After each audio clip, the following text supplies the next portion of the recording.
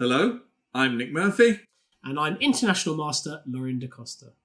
Welcome to this series of videos on the book by Vincent Moret, my first chess opening repertoire for black. And it's got that fantastic subtitle, a ready-to-go package for ambitious beginners. Following on from Vincent Moret's excellent first work, the Repertoire for white, which has been set down to great acclaim, not by just ourselves. He's now produced this repertoire for black to complement the repertoire that you may have seen that he gave for white. Yeah, so if you've looked at the book for white, or you've even looked at our videos on Chessable, you'll get to see just kind of how wide-ranging this repertoire is. You could be maybe mistaken in thinking this is a very superficial book that doesn't cover a lot of material. It's quite a small book when you look at it. I think you'd agree, it's a huge breadth of information in there, isn't there? There's a lot to get through. That's right. As Nick has said, if you think it's not for you because you might be already rated like Nick around the 1600 level mark, there's lots for you to learn from this. I'm going to show you in a moment some of the variations to whet your appetite, hopefully, for what you will be learning if you were to have a look at this. And also, Nick, well, not just in book form, you see, the Chessable idea is to use the online training app. Nick will talk more about that in a moment, where I test Nick and he can challenge with yourselves on some of the puzzles that hopefully you'll be learning as we talk through the videos. Yeah, don't make the mistake, actually, of just seeing, because it says ambitious beginners, I don't think this is a book for absolute beginners. Well, it isn't, is it? It's not a book for absolute beginners. But it is a book for club players. Yeah. You say that's about right? So young people, improving players. It's actually probably aimed very much at people around my level. So like you said, the 1600, 1700 level. I added the 1700 there on top of that. But it is really because it's the sort of openings I would play. And I like the fact that Vincent uses... So he does use examples from the top grandmasters in the world, which is obviously important with kind of openings, but trying not to bog you down in theory, he uses examples from his own games and his students' games, so the sort of players that you'd probably be facing with these openings. So, you're not always going to be following mainline theory. We're not asking you to learn reams of theory here, are we? To move on to what Nick's just saying there, I think that leads me on actually to the point I wanted to make about which he did in the first book, his white repertoire, and he certainly did it in this book, is the idea of key ideas and themes. So instead of a haphazard repertoire where you might think, well, that's 40 moves I need to know, that's going to be very hard for me to learn. A lot of the ideas I'm saying to Nick, that's a theme that we talked about before. And there could be no greater incentive than to hear Nick himself say, yes, I've seen that before. Now, I might have done it with Nick just a minute or two earlier, but it has actually kept in his head. Yeah. And he's remembered the themes. And certainly when we've recorded these videos, he's been quite forthright in saying, I remember that theme, that came up earlier. I remember that idea. That's the main thing that you need to be learning from these. So, yeah, I think even doing these videos with you, we keep seeing, not only are we learning themes and ideas, but we see them cropping up time and time again. And what's really interesting for me is that they come up in different openings. So we're seeing patterns and themes and that I'm beginning to notice now that I didn't notice before I looked at this book and before I did these videos with Lauren. So just going over these has, I think, helped my pattern recognition and my kind of themes and ideas awareness. So that's what we want for you. Yeah. Maybe I could actually show a couple of examples of what Moret gives in the 11 chapters that we have here.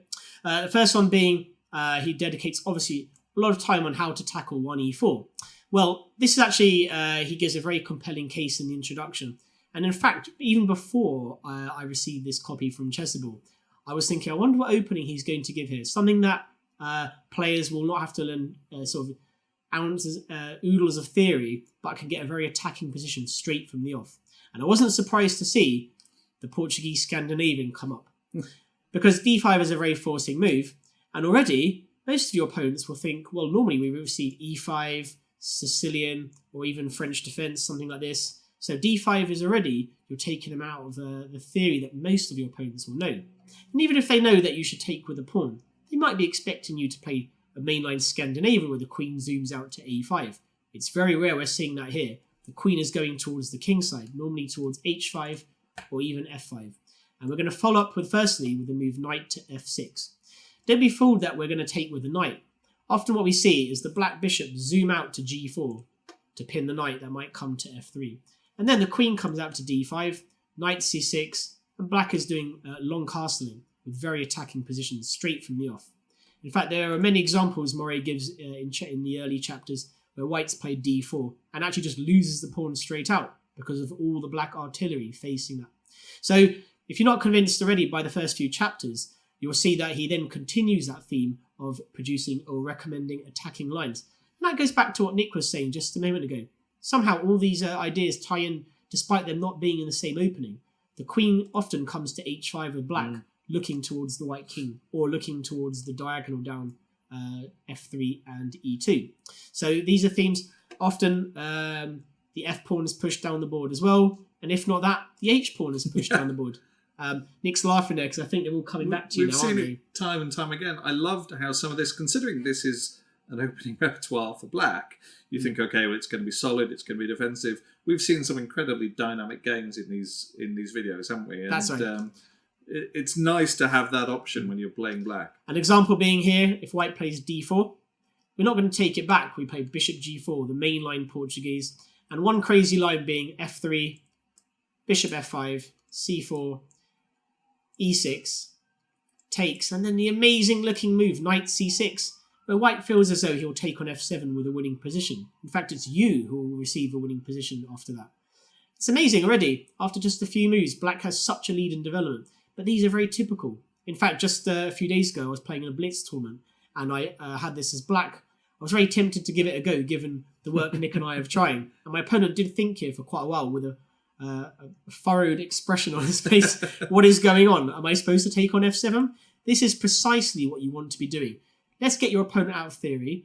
You don't have to learn a lot of forcing lines. You need to learn the main concepts. Bishops coming to b4, rook coming to e8. These are arrows that probably will be kept in your mind when you play your tournament games. Going to d4. Well, normally d4 is a bit more solid. So why not tackle the Queen's Gambit head-on with the Albin counter gambit? And after d takes e5, d4. We already see that white might possibly try to challenge with e3, but we see that that move doesn't work. After bishop to b4 check, bishop d2, black can already play a very strange looking gambit, but already winning for black. E takes f2. King has to protect the queen by playing king e2, and then we promote by playing f takes g1 knight, and if rook takes, bishop g4 check. Well, that's an introduction on how to play against the Queen's Gambit.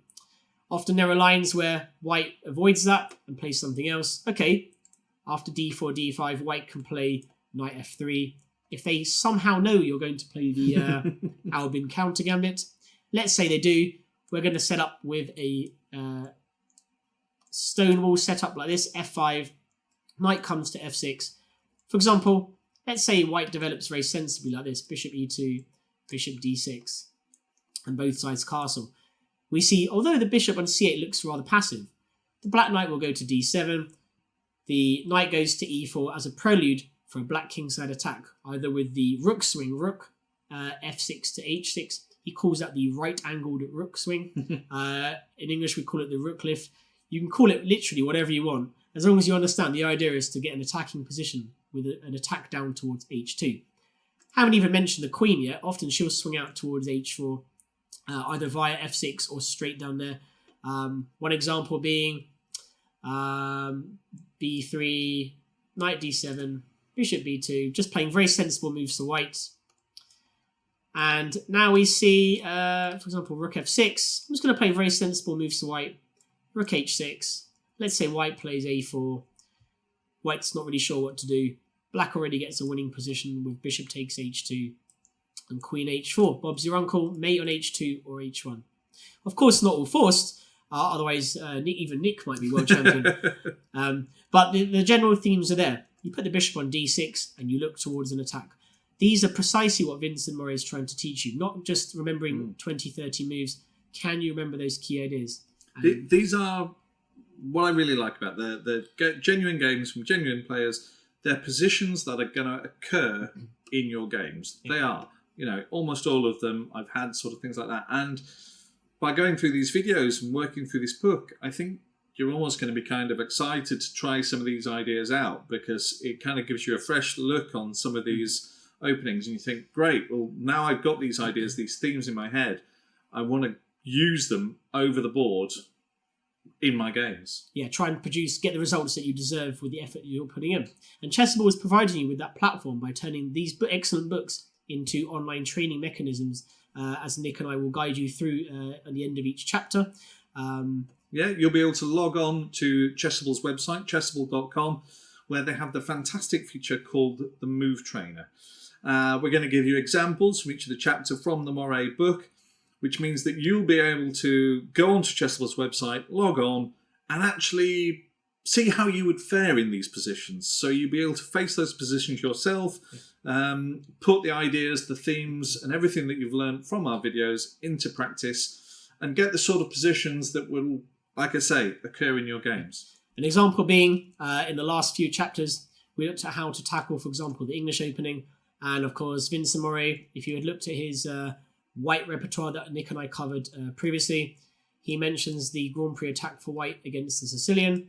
And what a surprise, as black, he's recommending exactly the same thing. And when Nick and I were going through it earlier, Nick was giving a wry smile. Again, the key ideas coming up somewhere in the back of his head. He's thinking, I remember looking at those. And if you were to check with the MoveTrainer videos that we do, I think you found that one probably the easiest of all of them, because he'd looked at it before. Even though Nick and I haven't looked at it for quite some time, the ideas were in the back of your head. And if it works for Nick, it must work for you. Yeah, exactly. I mean, they're interesting examples, but the repetition of them really does kind of solidify them in your head, and you don't fear these openings when you face them over the board. It's quite a nice feeling, I have to say. And even for an international master, sometimes when you're looking at theory, it's very easy on your laptop when you're listening to music or watching television. But the repetition of what the Chessable MoveTrainer is trying to achieve, it really, really does work. I've tried it a few times myself, and I can even recommend it from a master level. So I think to help you learn your theory, and especially this book is working on theory plus the key ideas that we speak about throughout each chapter. You can really arm yourselves and feel confident to play all of these lines in your own games. And I think this is one of those books that you're going to come back to time and time again. There's so much information that you're not going to be able to absorb it in one go. You're going to come back to it. You're going to think, right, I want a new weapon to play. And this is the book that you're going to come back to for a long time. So if the viewer was to watch these videos and not do the whole lot in one go, Nick, can they come back to the MoveTrainer and save what they've done? Absolutely, yeah. The way that Chessable works is it'll keep track of your progress. You can come back, try all the different positions, try the different videos, dip it in and out as you like, which is a really nice feature. Because sometimes you might do just a few variations, and sometimes you want to do longer. And as Nick has just said, it's all there for you online. Able to access not just at home, but maybe even on the move. And you can practice your openings, practice these ideas, and really get a sense of I'm learning what I really feel like I've learned and understood what I'm going through. And hopefully your results will improve because of that.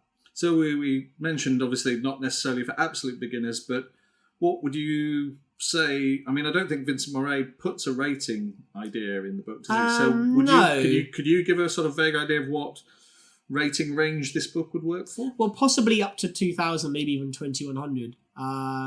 As I said, even for myself, looking as a 2,400 player, there are some ideas nice to revisit. But yeah, probably the top end is 2,200 maximum. If you get to that level, I can say you're a very serious player. But I say it's a lower value, maybe even ELO 800 and more. If you're slightly less, if you can call yourself an ambitious beginner, as he writes on the front cover, you're well equipped to get going. I think the main thing is to just give it a go and try and learn the things that we've gone through. And you'll always feel good if you manage to get any of the answers and Nick doesn't. So that will give you a great confidence boost. I think, and unfortunately, if you try the MoveTrainer, you'll almost certainly get the questions right that I got wrong. Most importantly, of course, with all of our videos, with all the new in chess books and the Chessable things, we want you to have fun, and I hope you're going to get that from these videos.